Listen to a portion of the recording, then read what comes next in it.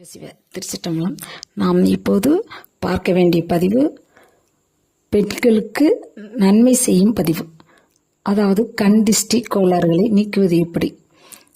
வீட்டுக்கு யாரும் வந்தாங்கன்னா திருஷ்டி படும். ஒரு சிலர் நல்லவங்க வருவாங்க, அது நன்மையாக இருக்கும். ஒரு சிலருக்கு இவங்க வீட்டில் என்னென்ன வச்சுருக்காங்க, எப்படி வாழ்கிறாங்க, எப்படி நல்லா சாப்பிட்றாங்க அப்படிங்கிற கவனிக்கிறதுக்காகவே வருவாங்க. அவங்கள பார்த்தா நம்ம ஒதுங்கி தான் பிழைக்கணும். நாம் நல்ல எண்ணங்களுடையவளாக இருப்போம், நல்லதே நினைப்போம், அப்படின்னா நமக்கு நல்லது நடக்கும். சரி, இப்போ கெட்ட எண்ணங்களோடு வர்றவங்கள நம்ம எப்படி கண்டுபிடிக்கலாம் அப்படிங்கிறத பார்ப்போம். அவங்க வீட்டுக்குள்ளே வந்தோன்னா ஒரு இடத்துல நிலையா இருக்க மாட்டாங்க.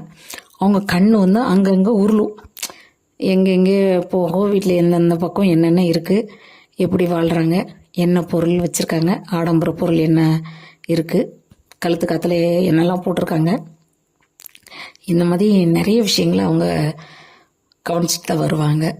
நம்ம அது நமக்கு இடம் கொடுக்கக்கூடாது. அமைதியாக இருந்து நாங்கள் இதை சாப்பிடுங்க இல்லை உட்காருங்க அப்படி சொல்லிட்டு அவங்கள எவ்வளோ சீக்கிரம் உபசரித்து வெளியில் அனுப்பணுமோ அவ்வளோ சீக்கிரம் நம்ம உபசரித்து வெளியில் அனுப்பிடணும். கூடிய வரைக்கும் நம்மளோட பெட்ரூம்குள்ளே இந்த மாதிரி ஆட்களை நம்ம கூப்பிட்டு போகக்கூடாது. எப்போவுமே உங்கள் பெட்ரூமை நீங்கள் சுத்தமாக வச்சுக்கோங்க. ஆரோக்கியமாக வாழணும்னு நினச்சிங்கன்னா நீங்கள் கொஞ்சம் சாம்பிராணி புகையெல்லாம் போட்டு அந்த ரூமை மற்றவங்க யாரும் வர்றாங்கன்னா பெட்ரூமை ஸ்க்ரீன் போட்டு பூட்டு போட்டு ஸ்க்ரீன் போட்டு போட்டுருங்க. அந்த பக்கத்தில் நீங்கள் போகவே வேண்டாம். அவங்களாம் போன பிறகு அந்த ரூமை நீங்கள் சரி பார்த்துக்கலாம். அது வரைக்கும் எவ்வளோ தான் நல்ல ஃப்ரெண்ட்ஸாக இருந்தால் கூட பெட்ரூம்களையும் பூஜை ரூம்களையும் கட்டாயம் நீங்கள் அனுமதிக்கவே கூடாது. பூஜை ரூமெல்லாம் சிலர் வந்தோன்னா வாலண்டியர்ஸாக கேட்குற ஒரே கேள்வி, என்ன பக்தி படங்கள்லாம் வச்சுருக்கீங்க, எந்த அம்மனை கும்பிட்றீங்க, இந்த மாதிரி தான் கேட்க ஆரம்பிக்காங்க.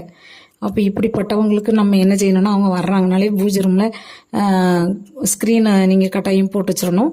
அந்த பக்கம் அவங்க திரும்பி பார்க்காத வரைக்கும் நம்ம அவங்கள வேறு பக்கத்தில் உட்கார வச்சு நம்ம அவங்கள பார்த்துக்கிட்டு இருக்க மாதிரி இருந்து பேசிக்கிடணும். இந்த மாதிரி ஆட்கள் நிறைய பேர் வீட்டுக்கு வந்துட்டு போவாங்க. அவங்கள நம்ம நிச்சயமாக நம்மளோட கிச்சன் ரூம், பெட்ரூம், பூஜை ரூம் இது மூணையுமே நம்ம அவங்கள பார்க்குறதுக்கு அனுமதிக்கவே கூடாது. அவங்க வர்றாங்கன்னே தெரிஞ்சால் அதுக்கு முன்னாடி அவங்களுக்கு என்னென்ன கொடுக்கணுமோ அதெல்லாம் நீங்கள் ஹாலுக்கு கொண்டு வச்சுருங்க. தண்ணி, ஸ்நாக்ஸ் ஐட்டம், சாப்பாடு ஐட்டம் எல்லாமே எங்கள் ஹாலில் கொண்டு நீங்கள் வச்சுட்டு அவங்க வந்தோடனே நல்லா உபசரிங்க. என்னென்ன கொடுக்கணுமோ வயிறு நிறைய நல்லா கொடுங்க. ஆனால் எவ்வளோ சீக்கிரம் அவங்கள வெளியில் அனுப்பணுமோ அவ்வளோ சீக்கிரத்தை நீங்கள் வெளியிலையும் அனுப்புங்க. நல்லவங்களை மட்டும் நீங்கள் வீட்டுக்குள்ளே எவ்வளோ நேரம்னாலும் இருக்கலாம் அப்படிங்கிற மாதிரி நீங்கள் பார்த்து பேசுங்க. அது உங்களுக்கு ரிலேட்டிவாக இருக்கலாம், இல்லை ஃப்ரெண்ட்ஸாக இருக்கலாம், இல்லை புதுசாக யாரும் வர்றவங்களா கூட இருக்கலாம். ஆனால் அவங்களோட அங்க அசைவுகள், கண் அசைவுகளை கொஞ்சம் கவனித்து பார்த்து அவங்ககிட்ட பேசுங்க. அவங்கள நீங்கள் நான் கவனிச்சிங்க. நல்ல சாப்பாடு கொடுக்குறதோ இதுலேயும் நீங்கள் எதுவும் குறை வைக்கக்கூடாது. அதெல்லாம் நல்லா செஞ்சுட்டு அவங்கள நாங்கள் இப்போ ஒரு கோயிலுக்கு போகிறோம், இல்லை நாங்கள் ஒரு இடத்துக்கு போக வேண்டியது இருக்குது அப்படின்னு ஏதோ ஒன்று அந்த நேரத்தில் ஏதோ சொல்லி அவங்கள கொஞ்சம் வீட்டுக்கு விட்டு சீக்கிரமாக வெளியே போகிற மாதிரி நீங்கள் பார்த்துருங்க. ஆனால் நல்லவங்க வந்தவங்க மேலே ரொம்ப நல்ல எண்ணத்தோடு இருக்கிறவங்க அது உங்களுக்கு தெரியும். மன ரீதியாக எப்படி எல்லாருக்கும் ஒரு அறிவு இருக்கும், கடவுள் கொடுத்துருப்பாரு. அந்த அறிவை பயன்படுத்தி நீங்கள் அவங்கள மட்டும் எவ்வளவு நாள் நல்லா பேசுங்க. ஆனால் உள்ள பழக்கத்தை வெளியில் சொல்லக்கூடாது. இப்போ நாளைக்கு அடுத்த வாரம் நீங்கள் ஒரு புரோகிராம் வச்சுருப்பீங்க, எங்கேயாவது ஒரு கோயிலுக்குள்ளுக்கு போகிறதோ இல்லை ஒருத்தவங்க வீட்டுக்கு போகிறதோ ஒரு புரோகிராம் வச்சுருக்காங்கன்னா அதை முன்னுக்கிட்டே சொல்லாதீங்க. ஒரு தொழில் செய்கிற மாதிரி இருந்தால் கூட நான் இந்த மாதிரி ஒரு தொழில் ஆரம்பிக்க போகிறேன், எனக்கு இதில் இன்ட்ரெஸ்ட் இருக்குது, அந்த மாதிரி எதுவுமே சொல்லாதீங்க. ஆரம்பித்த பிறகு தன்னால் தெரிஞ்சுக்கிட்டா அவங்க தெரிஞ்சுக்கிட்டோம், அதை பற்றி ஒன்றும் கிடையாது. தெரியுது அந்த வளர்ச்சியின் இது நம்ம அவங்களுக்கு தெரிஞ்சதுன்னா இவங்க இதை இப்படி ஆரம்பிக்க போகிறாங்களே, நம்மளால முடியலையே அப்படின்னு ஒரு மனசுக்குள்ள ஒரு ஆதங்கம் ஏற்படும் அவங்களுக்கு. அந்த ஆதங்கம் நம்மளை பின்னோக்கி தள்ளிடும். அதனால் கண்டிஷ்டிங்கிறது இருக்குது, கோளாறு செய்கிறவங்க இருக்க தான் செய்கிறாங்க. நம்ம அதை நல்ல நுணுக்கமாக ஆராய்ந்து பார்க்கும்போது அது புரியும். இதை நம்ம எப்படி அவாய்ட் பண்ணலாம்னா, இறைபக்தி. என்ன நடந்தாலும் அது இறைவன் பார்த்துப்பாரு அப்படின்னு நினச்சிட்டு இறைவன்கிட்ட சொல்லிட்டு நீங்கள் கொஞ்சம் அமைதியாக மனசை ரிலாக்ஸாக வச்சுட்டு நல்ல எண்ணங்களோட நம்ம இருந்துக்கலாம். நிறைய நேரம் இறை வழிபாட்டில் நீங்கள் இருங்க. வெள்ளி செவ்வாய் கோயிலுக்கு போங்க, நல்லா இறைவன் மேலே அன்போடு சாமி கும்பிடுங்க. வீட்டுக்கு வாங்க. நல்லவங்க கூட நீங்கள் உங்கள் பழக்க வழக்கம் இருக்கட்டும், உங்கள் சரௌண்டிங் அவ்வளவுமே நல்லவங்களாவே இருக்கிற மாதிரி பார்த்துக்கங்க. துரோகம் செய்கிறவங்க, கெட்ட எண்ணெய், இவங்களெல்லாம் ஹாய் ஹலோ அப்படி நல்லா இருக்கீங்களா அப்படி சொல்லிட்டு இந்த வேலை இருக்குது நான் போயிட்டு வரேன் அப்படிதான். அதுக்கு மேலே அவங்கக்கிட்ட நின்று பேசுனீங்கன்னா உங்கள் உடம்புல மேலேருந்து கீழே வரைக்கும், கீழேருந்து மேலே வரைக்கும் பார்ப்பாங்க. இவன் இன்னைக்கு என்ன ட்ரெஸ் போட்டிருக்கா, எப்படி இருக்கா, இவன் சந்தோஷமா இருக்கலாம், இவன் மொழி எப்படி இருக்கு, இதை தான் அவங்களுக்கு என்ன செய்யணும், நோட் பண்ணுற வேலையாக இருக்கும் ஒரு சிலருக்கு. நீங்கள் இதிலேருந்து அவாய்ட் பண்ணனா அவங்க முன்னாடி ஒரு 2 செகண்ட் இருக்கணுமே தவிர அதுக்கு அடுத்தப்பல அவங்க முன்னாடி வந்து இருக்கவே கூடாது. நம்மளை அவங்க கவனித்து ஒரு மாதிரி குறுக்குறுன்னு பார்க்கறது நமக்கு எப்போ பிடிபடுதோ அப்போ அந்த இடத்துலையே என்ன செய்யக்கூடாது, இருக்கக்கூடாது. அவங்க எல்லாருமே நடிக்கிறவங்களா தான் இருக்காங்க இந்த காலத்தில். எல்லாருக்கும் நடிப்பு கலை கைவந்த கலையாக இருக்குது. இந்த நடிக்க தெரியாதவங்க தான் உள்ள பழக்கத்தை வெளியில் சொல்லிட்டு பின்னாடி உட்காந்து கஷ்டப்பட்டுட்டு இருக்கோம்.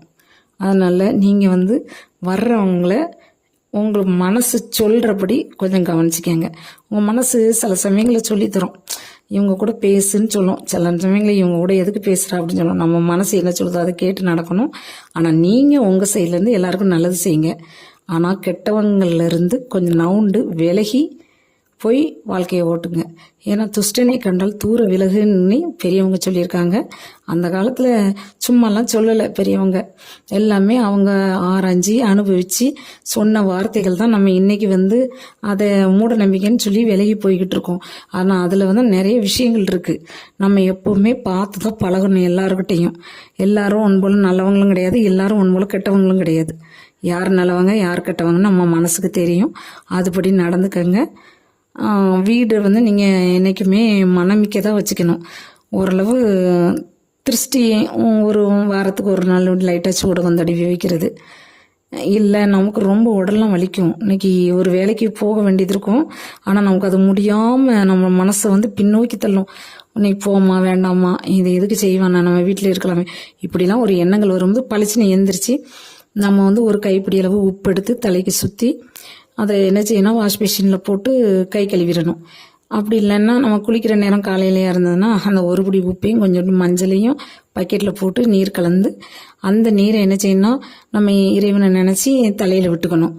அப்படி இருந்ததுன்னா உடனே அந்த உடம்பு வலியும் கேட்கும். நமக்கு வந்து நம்மளோட எண்ணங்கள் நம்மளோட செயலாற்றல் எல்லாமே முன்னோக்கி நமக்கு நகர்வது தெரியும். இதனால் நீங்கள் வந்து யாராக இருந்தாலும் சரி மிக அருமையாக வாழ்க்கையை ஓட்டணும்னு நினைக்கிறவங்க அடுத்தவங்களோட மனசை படிக்க தெரியணும். அப்போ நம்ம எவ்வளோக்கு எவ்வளோ அமைதியாக இருக்கோமோ அவ்வளோ அமைதியாக இருந்து அவங்கள பேச விட்டு நம்ம கொஞ்சம் கவனிக்கணும். நம்ம வந்து 10 விஷயத்த மனசில் நினைக்கணும், அந்த 10 விஷயத்தை பற்றியும் அடுத்தவங்ககிட்ட நம்ம சொல்லக்கூடாது. அதில் ஒரு சில விஷயங்களை மட்டும்தான் நம்ம என்ன செய்யணும், பேசணும், அவங்க கூட பகிர்ந்துக்கணும். கூடுமான வரைக்கும் நம்ம வீட்டுக்கு வர்றவங்கள கிச்சனுக்குள்ளேயும் பெட்ரூமு 2வது பூஜை ரூம் இந்த 3ஐயும் அவங்களுக்கு தெரியும்படி நீங்கள் வச்சுக்காதீங்க. அதுதான் மிக முக்கியமான ஒரு விஷயம். யார் வந்தாலும் அவங்க நம்ம வீட்டுக்கு வந்துட்டு போவதுனே அவங்க கூட இருந்து அவங்க நல்லபடியாக வழி அனுப்பி வைங்க. இதனால் நம்ம வந்து ஒரு சில சங்கடங்கள்ல இருந்து நம்ம மீட்டுக்கலாம். ஓகே, நன்றி ஃப்ரெண்ட்ஸ். சிவ சிவ.